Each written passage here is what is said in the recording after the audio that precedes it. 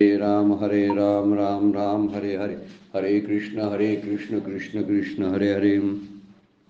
ब्रह्मानन्दं परमसुखदं केवलं ज्ञानमूर्तिं द्वन्द्वातीतं गगनसदृशं तत्त्वमस्यादिलक्ष्यम् एकं नित्यं विमलम् अचलं सर्वधी साक्षिभूतं भावातीतं त्रिगुणरहितं सद्गुरुं तं नमामि।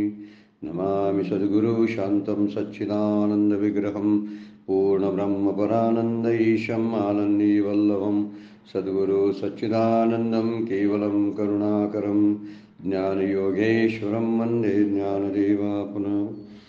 अलङ्कापुरी पुण्यभूमि पवित्र तिथे नादतो ज्ञानराजा सुपात्र तया आठविता महापुण्यराशी नमस्कार माझा सद्गुरु ज्ञानेश्वराशी। सर्व संतांना वंदन, सद्गुरूंना वंदन, ज्ञानेश्वर माऊलींना वंदन, आपणा सर्व श्रोत्यांना वंदन करून आजच्या चिंतनाला प्रारंभ। कालच्या चिंतनाला आपण अर्जुनाच्या प्रश्नानं विचार चालू केलेला होता। चंचलही मन कृष्णा प्रमाती बलवद दृढम तस्याहम निग्रहम मन्ये वायुरिव सुदुष्करम।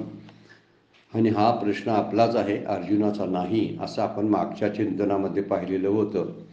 आणि आपलाच प्रश्न आहे असं ज्यांना वाटतं ते प्रामाणिक साधक आहेत। आणि हा अर्जुनाचा प्रश्न आहे, माझा तिच्याशी काही देणं घेणं नाही, मी फक्त भगवद्गीता ज्ञानेश्वरीचा अभ्यास करतो। या भूमिकेतून जर आपण विचार करायला लागलो तर आपल्याला आपलं अज्ञान लपवायचं आहे की काय असा प्रश्न निर्माण होतो। त्यामुळे विचार केला पाहिजे की चंचल मन हे सगळ्यांचं आहे, सगळ्यांचं मन कुठं नाही कुठंतरी जात असतं, धावत असतं। त्यामुळे हा प्रश्न अर्जुनाचा नाही, आपला आहे। आणि त्या दृष्टीचा विचार माऊली त्यावरती बोलतात की तुम्ही एवढं सगळं हिताच्या गोष्टी आम्हाला सांगता, कल्याणाचे मार्ग सांगता, पण आमच्या ह्या चंचल मनामुळं मला तो योग जमेल असं मला वाटत नाही। आणि त्यासाठी त्यांनी अर्जुनाने मनाची व्याख्या कशी केलेली आहे की जे एखाद्या अलीकडील फ्राईड वगैरे जे सायकोलॉजिस्ट होऊन गेले की ज्यांनी मनाचा अभ्यास केलेले असे काही सायकोलॉजिस्ट आपल्याही देशातील आणि परकीय सुद्धा काही आहेत की जे आता अलीकडं ते बोलतात ना, हे माऊलीने अगोदर मनाची व्याख्या करून ठेवलेली आहे।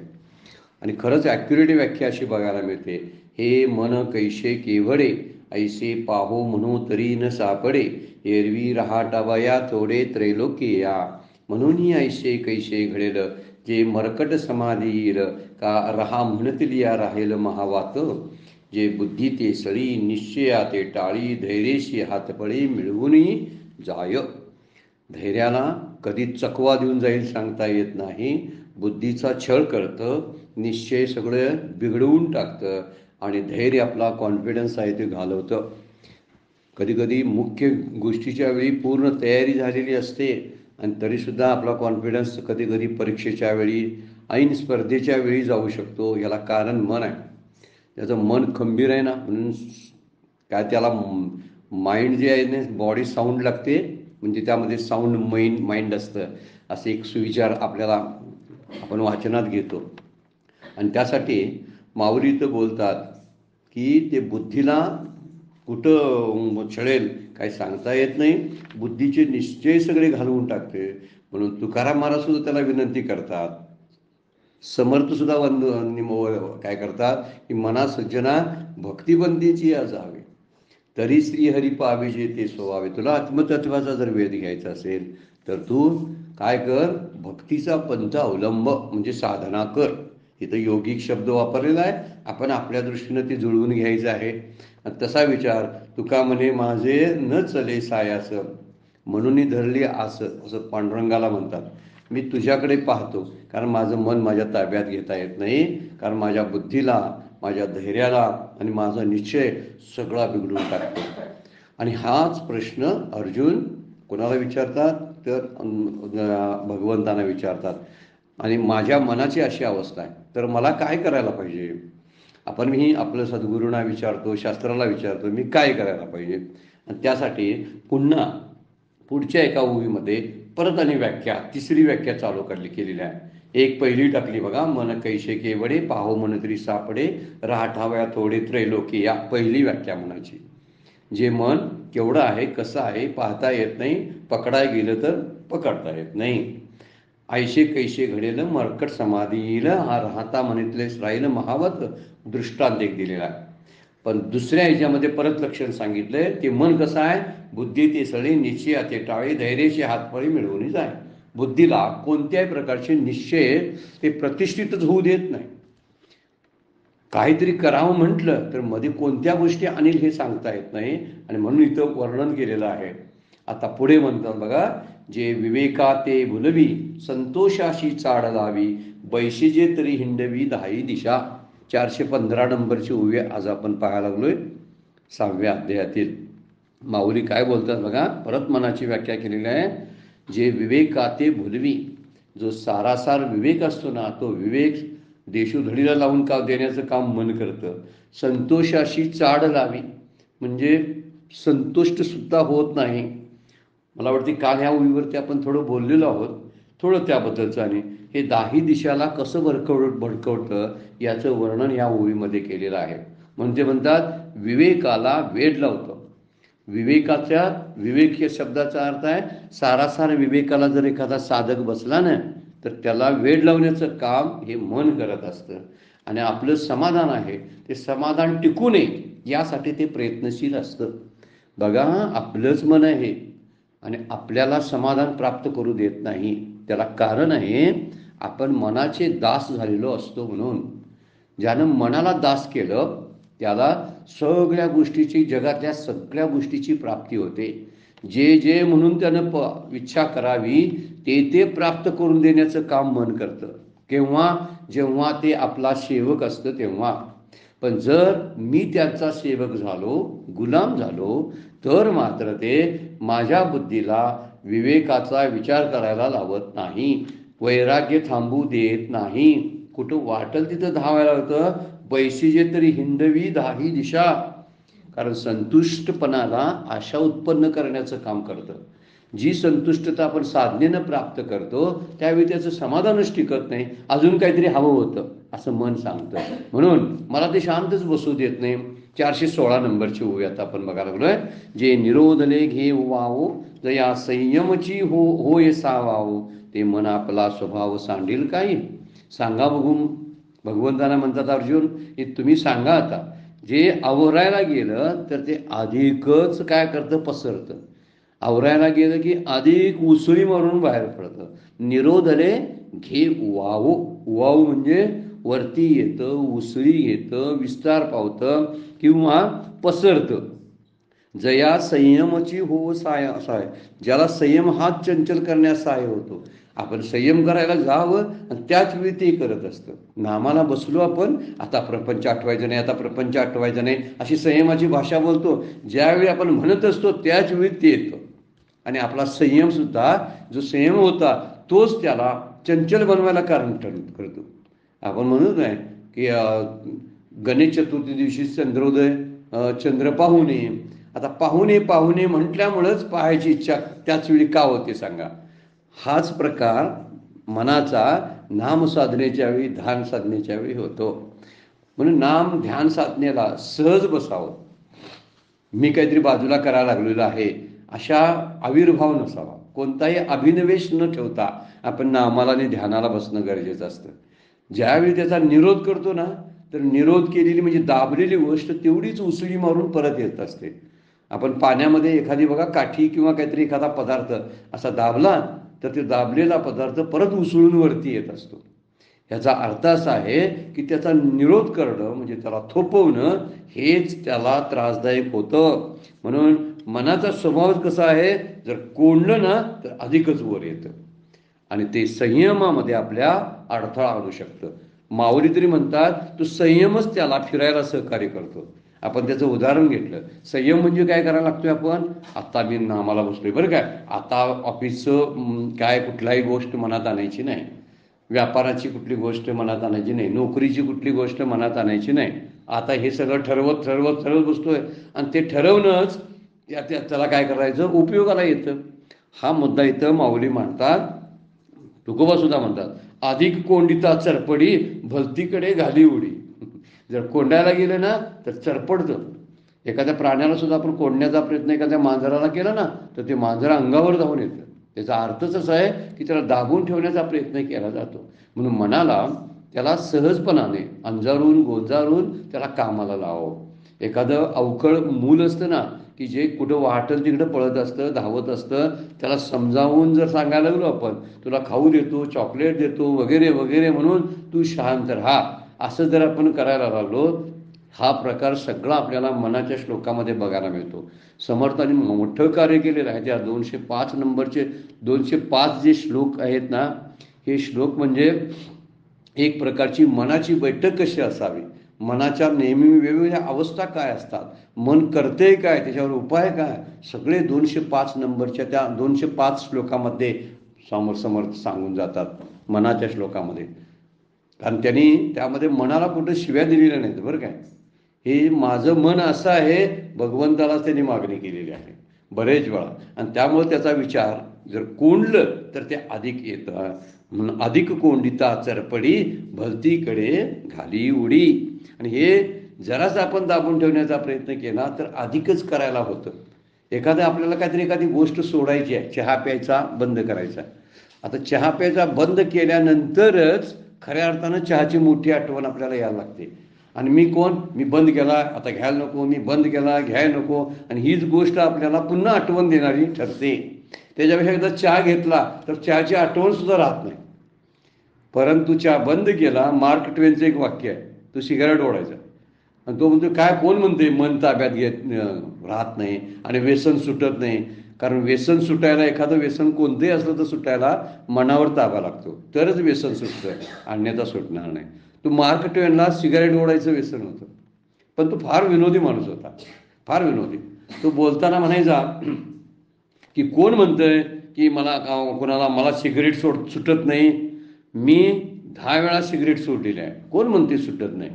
आता 10 वेळा सोडलेली आहे, याच वाक्यामध्ये खरी खोच आहे. आमचे संकल्प असेच असतात, ते करतंय मन संकल्प आणि पुरं होऊ देत नाही ते मनच. म्हणून संयमाची होय सावावे म्हटलेला शब्द वापरतात की काय म्हणतात, संयमाची होय सावावो. त्याला सहाय्याला, सावावं म्हणजे सहकार्याला येतो. की आपणच ठरवतो, आपण म्हणजे कोण, मनच संकल्प करतं, इच्छा करतं, पण त्या इच्छेमध्ये काहीतरी वैगुण्य आणून त्यामध्ये काहीतरी काय करत असतं, खळबळ माजवत असतं. आणि त्यामुळे होते का, सगळे ठरवलेल्या गोष्टी आहेत ना सगळ्या बाजूला पडतात.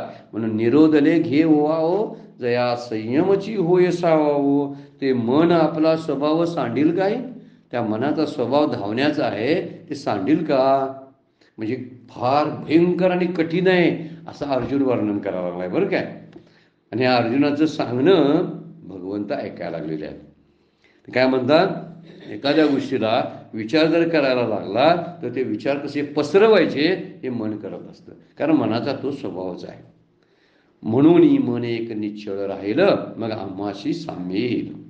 आता अर्जुन म्हणतात काय बघा, याकरता मन जर निश्चळ राहिलं मग ते आम्हाला साम्ययोग प्राप्त करून देईल. साम्ययोग म्हणजे मागे अगोदर आपण त्याच्यावरती भरपूर बोललेलो आहोत. म्हणजे जी समदृष्टी प्राप्त व्हायची आहे, कारण समदृष्टीशिवाय शेवटची परमार्थाची पायरी गाठता येतच नाही. ही मुख्य गोष्ट आहे. परमार्थाचा शेवट जर गाठायचा असेल तर आपल्याकडं साम्य दृष्टी प्राप्त झाली पाहिजे. सगळीकडे चराज्ञ अचरामध्ये भगवंत आहे असा एक प्रकारचा सरळ असा सहज स्वभाव बनला पाहिजे, तेव्हाच ब्रह्मभावापर्यंत आपण पोचू शकतो. म्हणून अर्जुन म्हणतात काय, म्हणून मन एक निश्चळ राहिलं. जर मन राहिलं असतं मग आम्हाशी साम्य येईल. हे विशेषही नाही घडेल याची लागे, पण हे विशेष प्रयत्नानेही घडणार नाही. कारण सगळ्यात अवघड आहे. अवघड कसं आहे त्यांना अगोदर सांगितले, मन कैसे केवडे हे पाहो म्हणे जरी सापडे एरवी राहटाव या थोडे त्रैलोकी या. म्हणून ऐसे कैसे घडेल मरकट समाधी येईल. हे जे वर्णन ते त्यासाठी आहे. बुद्धी ते सगळे निश्चया ते टाळे धैर्यशी हातवळी, हे सगळे वर्णन केले ना अशक्य गोष्टीचं केलेलं आहे. अर्जुन जो बोलतात ना ते अशक्य आहे म्हणून सांगतात. पण कुठलंही शास्त्राचा जर विचार आपण जर केला तर शास्त्र कधीही अशक्य गोष्ट सांगत नाही. कारण शास्त्र लिहिणारे ही एक नरदेहात असणारेच परब्रह्मातले असले, ते जर संत पदवीला पोचले असले तर ते नरदेहात होते. आणि त्यामुळे त्यांनी लिहिलेली शास्त्र आहेत ते त्याचा प्रयोग आणि अनुभव घेऊन लिहिलेली आहेत. म्हणजे त्यांनी ती शक्य करून दाखवली आणि नंतर लिहिलेली आहे. त्यामुळं कोणतीही गोष्ट शास्त्राची अशक्य नसते.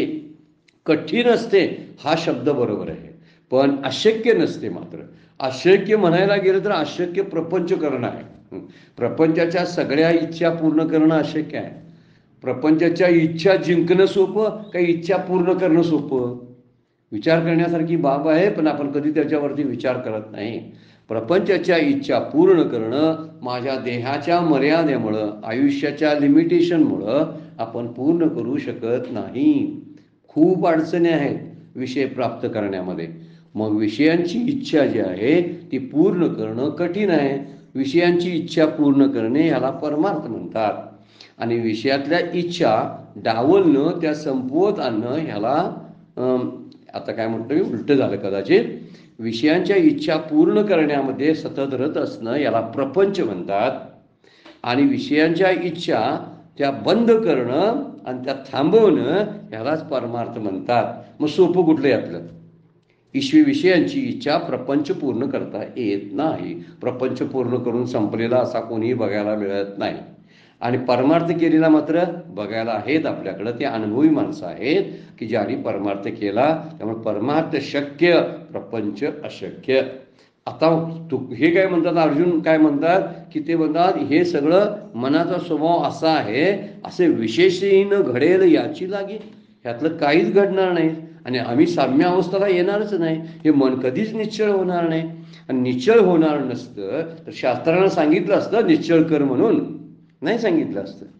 याचा अर्थ कुणीतरी असं ते मन ताब्यात ठेवलं. ताब्यात ठेवल्यानंतर त्यांनी शास्त्र लिहिलेले आहेत आणि म्हणून तो अनुभव आपल्यासाठी उपयोगाचा आहे. म्हणून ते शक्य आहे. म्हणून मन निश्चल राहणे कठीण आहे. मग त्याला साम्यावस्था कशी प्राप्त होईल हा प्रश्न अर्जुनाचा आहे. म्हणून साम्य प्राप्त झालं तरच योग जमणार. आणि म्हणून भगवंत काय म्हणून ती कठीण गोष्ट कोणती आहे म्हणतात अर्जुन, तर या मनाला सांभाळणं. त्याचा स्वभावच धावणं आहे आणि ते शक्य नाही. पण त्याचे वाक्य चुकीचं कोणतं? शक्य नाही हे चुकीचं आहे, कठीण आहे हे बरोबर आहे. ते करणं कठीण आहे, मात्र सर्वसामान्यांना जमत नाही. आपण आता बोलायला लागलोय हे बोलणाऱ्याने अनुभव घेऊनच बोलायला लागलेत की कठीण किती आहे ते. सगळ्यांचा तसाच अनुभव आहे की मन आता विचार करते तो दुसरीकडे दुसरा विचार लगेच करायला लागतं. एका गोष्टीवरून दुसऱ्या गोष्टीवर कधी उडत जाईल सांगता येत नाही. त्यामुळं धन सांभाळतो तो संसारी जीव असतो आणि विषय असतो, पामर असतो. धन सांभाळतो तो, पण ज्यानं मन सांभाळणं तो मुमुक्ष असतो, साधक असतो. धन सांभाळणं सोपं आहे, मन सांभाळणं अवघड आहे. गोष्ट त्यासाठी म्हटलेलं आहे की जो धन सांभाळतो तो प्रापंचिक आणि जो मन सांभाळतो तो मुमुक्षू किंवा चांगला साधक म्हणायला पाहिजे. इथं अर्जुनाचं उदाहरण घेतलेलं आहे.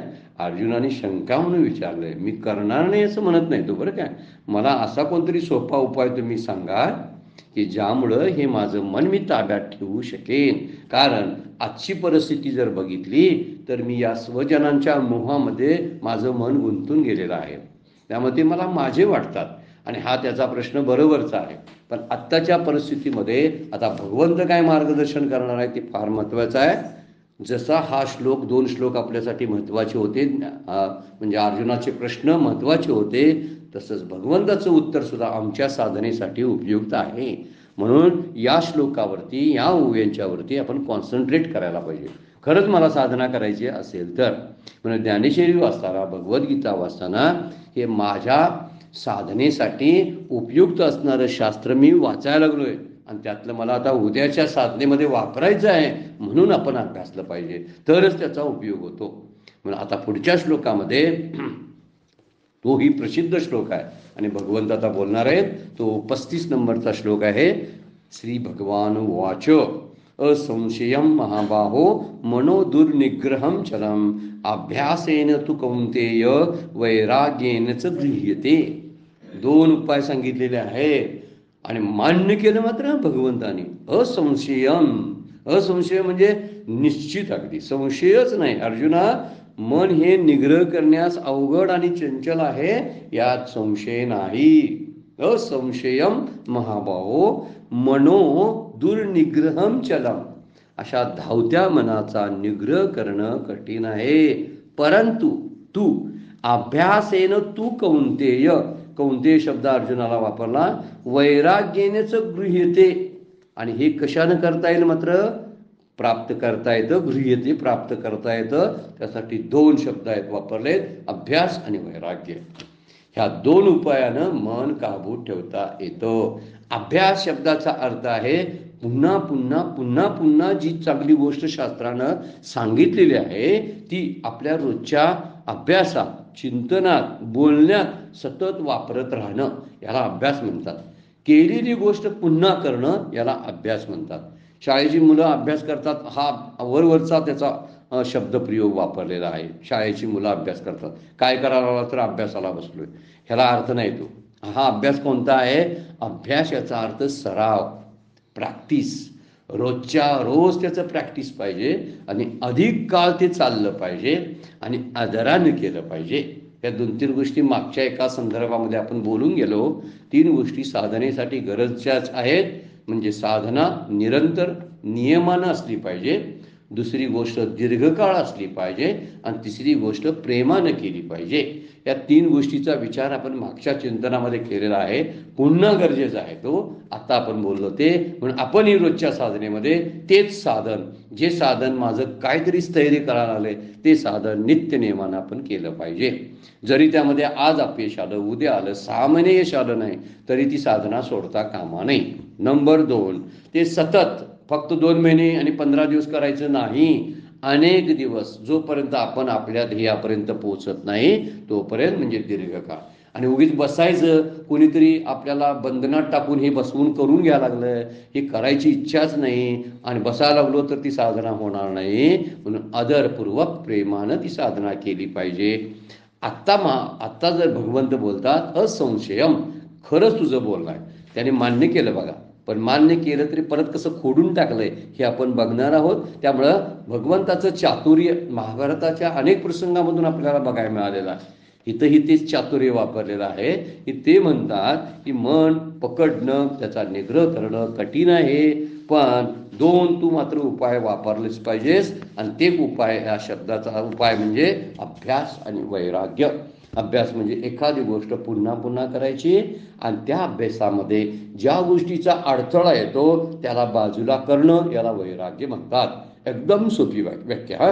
वैराग्याचं सुद्धा बाऊ करायचं नाही, हा वैराग्यवान आहे, मला वैराग्य आलं वगैरे वगैरे शब्द हे जराशे असे कसे बॉम्बॅस्टिक वर्ड आहेत, एवढे वापरायची काही गरज नाही. का? माझ्या साधनेमध्ये साधन करताना मला ज्या गोष्टीचा अडथळा येतो, प्रतिबंध होतो, ते प्रतिबंध करणाऱ्या गोष्टी बाजूला करणं, अगदी निग्रहानं बाजूला करणं, त्याला वैराग्य म्हणतात.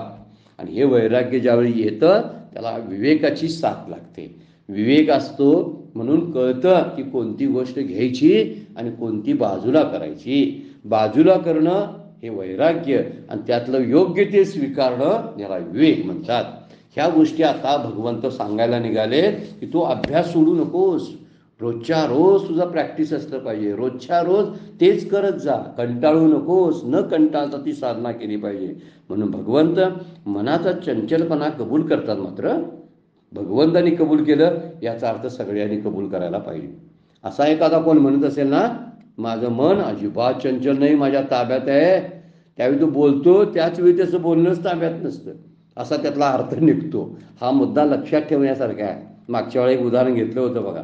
एक शिकवलेलं मांजर एका राजाच्या पदरी होतं आणि तो मोठ्या मोठ्यानं सगळ्यांना येईल त्यांना दाखवायचा. इतकं मांजर मी शिकवून तयार केलेलं आहे, तर मी जेवत असताना ते डोक्यावर दिवा घेऊन बसतं, मी जेवेपर्यंत हलत नाही, इतकं त्याला सुधारून तयारी करून त्याचा सराव करून मी ठेवलेला आहे, अभ्यास करून त्याला तयार केलेला आहे. असं ते मांजर डोक्यावर दिवा घेऊन बसायचं आणि त्या उजेडात म्हणे तो राजा काय कोण आहे तो जेवायचा, म्हणजे त्याने इतकं तयार करून ठेवलेलं आहे.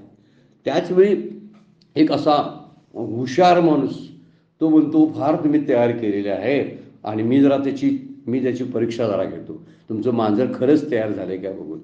आणि जेव्हा त्याच्या डोक्यावर दिवा ठेवला जातो आणि जेवायला तो बसतो राजा, त्यावेळी हा येतो आणि सापड्यातून त्याने एक उंदीर आणलेला असतो.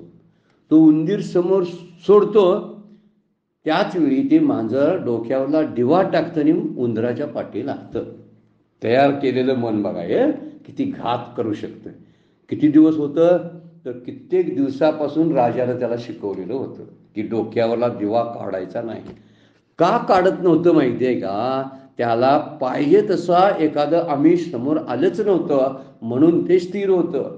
आपणही म्हणतोय काय, मी नाही तिकडं काय करत, मी नाही दारू वगैरे पीत वगैरे, मला कुठलं व्यसन नाही. व्यसन नाही या शब्दाचा अर्थ त्याची आवड नाही म्हणून मला व्यसन नाही.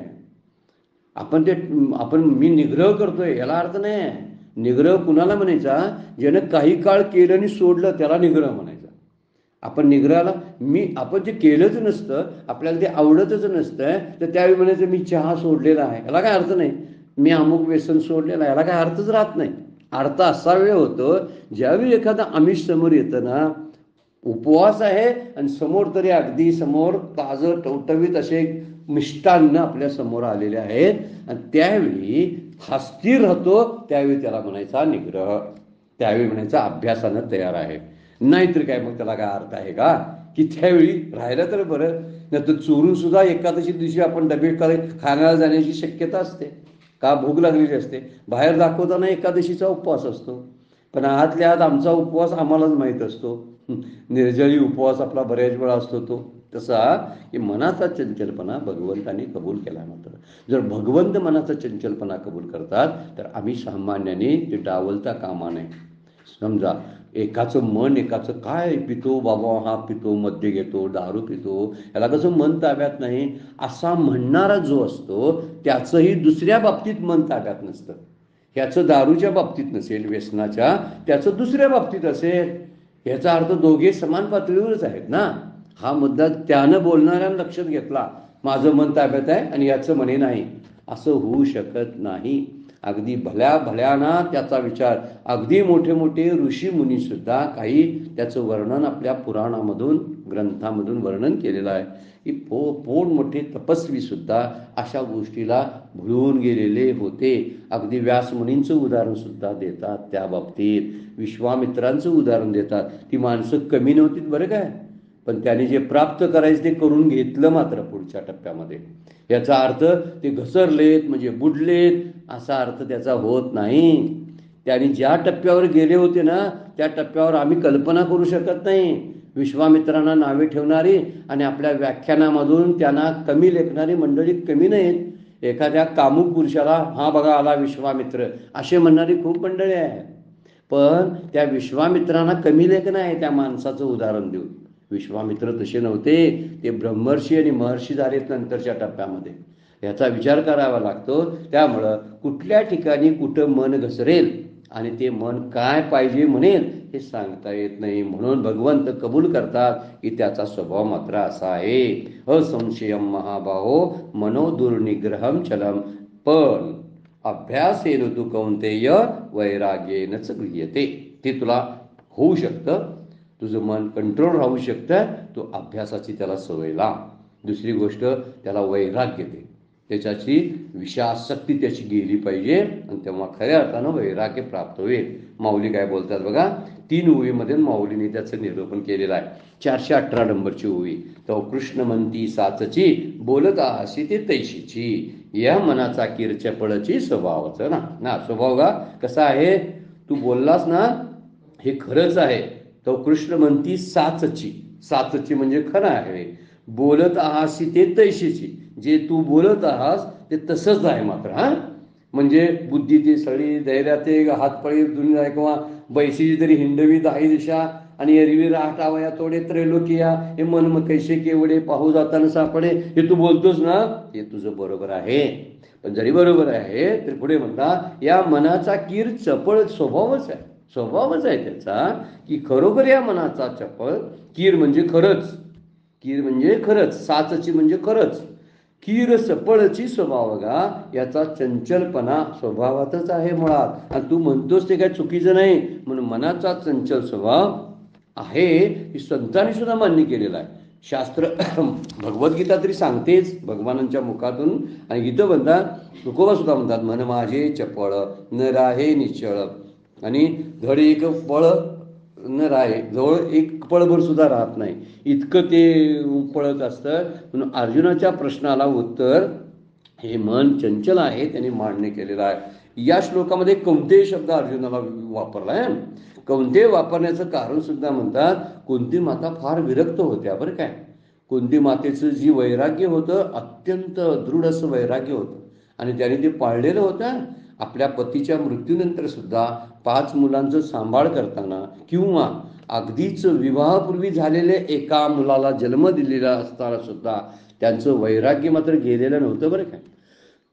त्यामुळं जे जे पुत्र, ज्या कुणा इंद्राचा पुत्र, कुठला सूर्याचा पुत्र, यमदेवतेंच्याकडून मिळालेले पुत्र जे आहेत, दुर्वास ऋषींच्या आशीर्वादातून त्यांना प्राप्त झालेले ते पुत्र होते. पण कुंती माता मात्र विरक्त होती. का कौंतेय शब्द वापरला असावा असे भगवद्गीतेचे जे अभ्यासक आहेत ना, ते सांगतात की जसे कुंती माता विरक्त होती ना, तर तुलाही विरक्त व्हायला काय अडचण नाही. सांगायचा मुद्दा बघा, कौंतेय शब्द वापरण्याचा हेतू असा असावा असे अभ्यासक बोलतात. की कौंतेय शब्द कुठं पार्था वापरला, कुठं कौंतेय वापरला, किरीटी वापरला, अर्जुन वापरला, हे शब्द वापरल्या पाठीमागचा मूळ उद्देश सुद्धा काही विद्वान लोकांनी काढलेला आहे. की विरक्ती कशी असावी, जशी तुझी माता कुंती माता विरक्त होती, मग तुला विरक्त व्हायला अडचण नाही हे सांगण्यासाठी भगवंतांनी कौंतेय हा शब्द वापरलेला आहे. तर कृष्ण म्हणती साचची, बोलत आशी तैशेची, या मनाचा कीर चपळची स्वभावच का. खरं चपळ स्वभाव आहे. समर्थांची करुणाष्टक सुद्धा अभ्यासण्यासारखी आहे बरं का. आपल्याला वेळ मिळाला तर स्वतंत्र अभ्यास करुणाष्टकाचा करा. आपल्या मनामधले जे सात्विक भाव उत्पन्न करण्याचं काम ते करुणाष्टक करत असतात. अगदीच भारावून गेलेली मंडळी सुद्धा डोळ्यातून त्यांच्या अश्रूसुद्धा उगवतात.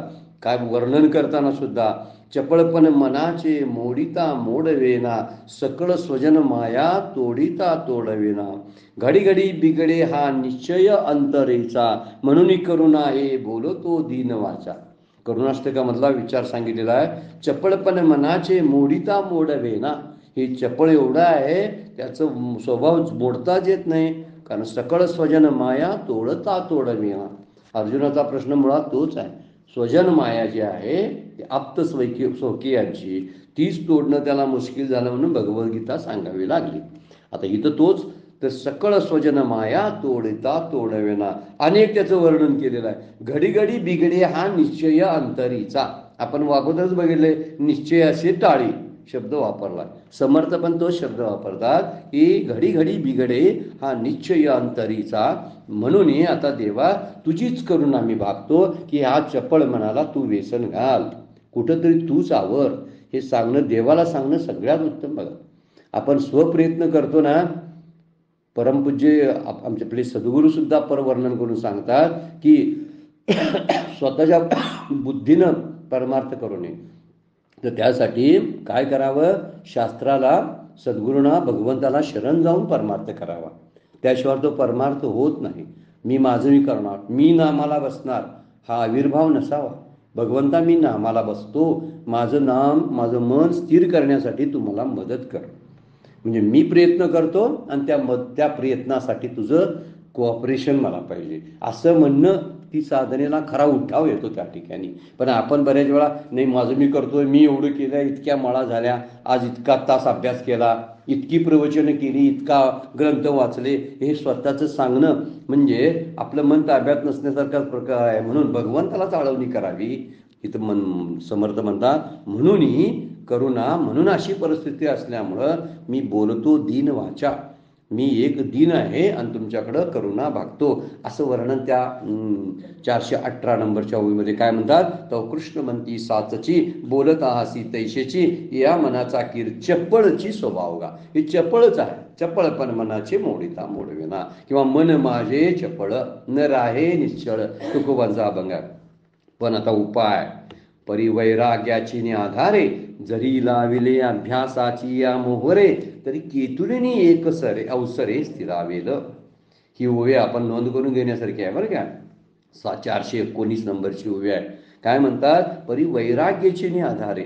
जर तू वैराग्याचा जर आधार घेतलास म्हणजे हे ऐहिक आणि पारलौकिक भोग जे आहेत त्या भोगामध्ये तू जर दोष दृष्टीनं पाहायला लागलास तर निश्चितपणाने वैराग्य तुला मदतीला येईल पाठोपाठ.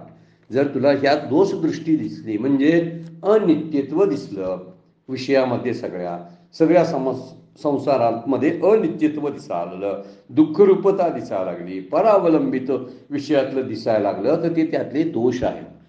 ते दोष पाहून जर तू तसं करायला लागलास तर तुला वैराग्याचा आधार मिळेल. मग वैराग्याची ने आधारे परत दुसरं एक काम करतो. जरी लाविले अभ्यासाची मोहरे आणि स्थिर करण्याच्या प्रयत्नाच्या अंतर्मुख मार्गाकडे जर त्याला तू पाठवलंस तर ते केतुलीनी एक अवसरे स्थिरावले. ते काही वेळानं काही काळानं स्थिर होऊ शकेल. अवसरे म्हणजे काळाने स्थिरावेल, केतुलीने म्हणजे केव्हा तरी. तू मात्र प्रयत्न सोडू नको असं सांगितलं का? 6 महिने प्रयत्न करा म्हणजे 6 महिन्यानंतर स्थिरावेल नाही. केतुलीने शब्द साधकांना नाउमेद करणारा नाही तर साधकांचं जी गडबड आहे ती गडबड थांबवणार आहे. केव्हा तरी होईल म्हणतात भगवंत. मग आपण कशाला गडबड करतो? आपला अधिकार आणि आपलं कर्तव्य मुळचं काय? साधनेला बसणे, नामाला बसणे, ध्यानाला बसणे, तत्वचिंतनाला बसणे. पण त्याची जी फळप्राप्ती आहे ती फळप्राप्ती मात्र केतुलीने कधीतरी एकदा ते स्थिरावेल. ते मन निश्चित स्थिरावेल असं माऊली बोलतात. म्हणजे त्याला काय मात्र आधार दिला पाहिजे? वैराग्याने त्याला अभ्यासाला लावले पाहिजे.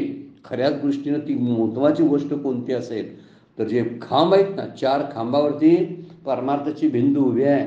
4 साधनांच्या खांबावरती ही साधनं सांगितली आहे. 4 साधन चतुष्टय म्हणतात त्याला शास्त्रामध्ये. त्याचं साधन चतुष्टय म्हणजे विवेक, वैराग्य, समाधी म्हणजे समाधी षटक आहे, ते 6चा एक ग्रुप आहे, आणि दुसरं शेवटचं मुमुक्षत्व. ह्या 4ही गोष्टींची गरज असते. आणि हे एकदा वापरायचं 4 महिने, दुसरं 4 महिने वापरायचं असं साधन नाही. ती 4ही साधनं एकदम वापरून साधना करावी लागते. ही सगळी 4च्या 4 साधनं चतुष्टय आहेत एकदम वापरावं लागतात. समाधी षटक श्रम, दम, उपरम, क्षमा, काय समाधान, श्रद्धा, तितिक्षा हे सगळे जे आहेत ना हे मी कधी वापरायचे? वेळ येईल त्यावेळी. ज्यावेळी तितिक्षा आता कशासाठी पाहिजे सांगा? हे माऊलीच म्हणतात की केतुलीने एक अवसरे स्थिरावले. कधीतरी ती स्थिरावेल. मग कधीतरी स्थिरावायला सहनशीलता नको काय? उद्याच्या उद्या मी किती दिवस झालं माळा ओढतोय, किती दिवस झालं नाम घेतो, काय परिणामच दिसत नाही. पण माऊली काय सांगतात ऐकलं? केतुलीनी एक अवसरे, कुठल्या तरी वेळी ते स्थिरावेल. म्हणून आपण साधनेमध्ये गडबड करता कामा नये. आता साधनेसाठी तत्परता असावी पण फळासाठी वेटिंग असलं पाहिजे. कारण वेटिंग असणं फार, ज्याला दम घ्या म्हणतोय ना आपण त्याला तितिक्षा म्हणलेला आहे. असो तर 4 साधनांच्या या खांबावरती आपली सगळी पारमार्थिक साधनेची भिंत अवलंबून असते. म्हणून सतत या साधनांचा विचार केला पाहिजे. योग्य वेळी विवेक वापरावा, योग्य वेळी तो वैराग्य वापरावं. समाधी षटकातले काही भाग आहेत त्यातले वापरावे. मुमुक्षत्व तर सतत पाहिजे. मुमुक्षत्व घेऊनच ही 3 साधनं करायची आहेत, नाहीतर साधन होणारच नाही असं म्हटलेलं आहे. म्हणून वैराग्याने त्याला अभ्यासाला लावलं तर निश्चित ते स्थिर होईल. तुकोबा म्हणतात ना, असाध्य ते साध्य करिता सायास कारण अभ्यास तुका म्हणे. असाध्य म्हणजे काय? खरंच असाध्य आहे. एखाद्या अमृतत्वाची प्राप्ती करून घ्यायची आहे, मला आत्म्याशी भेट घडून घ्यायची आहे. वास्तविक भेटायला काय तो लांब नाही आहे, पण जन्मोजन्मीच्या संस्कारामुळं आणि मलविक्षाब्द जे आवरणादी दोष आहेत त्या दोषामुळे तो झाकला गेलेला केव्हा उघडेल? केव्हा माझ्यावरती स्वामींची कृपा होईल, सद्गुरूंची होईल, भगवंताची होईल, आणि शास्त्रीय कृपा जेव्हा करेल तेव्हा त्यांची माझी भेट होणार आहे. आणि म्हणून ते असाध्य आहे. अगोदर सांगितलेलं आहे. जर अगोदर आपण विचार केला एवढं सोपं कसं असेल? देव हा बाजारातला भाजीपाला नाही होईल, अशानं पावायचा नाही रे. त्यासाठी भाव पाहिजे, श्रद्धा पाहिजे, साधनेला तत्परता असायला पाहिजे, संयतेंद्रिय पाहिजे. या सगळ्या गोष्टी ठेवून साधना केल्यानंतर म्हणून त्याला असाध्य ते साध्य. जर साध्य करायचं असेल तर करिता सायास कष्ट करावे लागतील. आणि त्याला कोणतं कष्ट? त्याला कारण आहे अभ्यास. कारण अभ्यास तुका म्हणे. म्हणून माऊलींची सुद्धा फार सुंदर उभे आहे.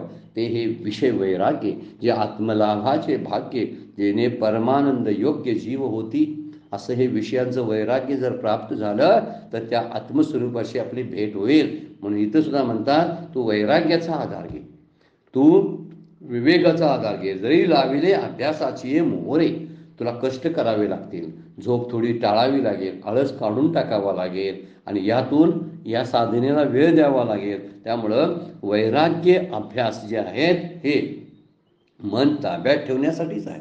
म्हणून पुन्हा पुन्हा तेच करणं, मग अशी व्याख्या आपण बघितली, त्यालाच अभ्यास म्हणतात. पंचदशीमध्ये वर्णन केले ना, तत्कथनम तत्चिंतनम अन्योन्यम तत्प्रबोधनम. किती गोष्टी कराव्या लागतात बघा. त्याचंच बोलावं, त्याविषयीच बोलावं, त्याला म्हणायचा अभ्यास. त्याचंच चिंतन करावं, जे बोललो त्याचंच चिंतन करणं. अन्योन्यम तत्प्रबोधनम, तेच दुसऱ्याला सांगावं, त्याच्यावर चर्चा करावी. प्रबोधनम शब्दाचा अर्थ आहे काय?